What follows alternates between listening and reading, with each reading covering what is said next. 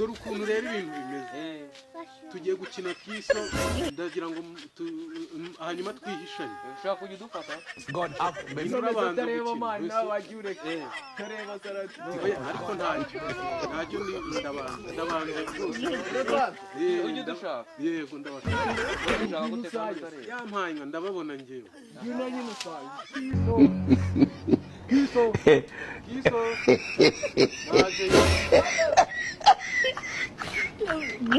ariko buriya nubwo tumwishe ntago areba tugende tumwishongore tujye tumukinira nta kibazo ntago ari bubimenye hari ibirenze se tugende mana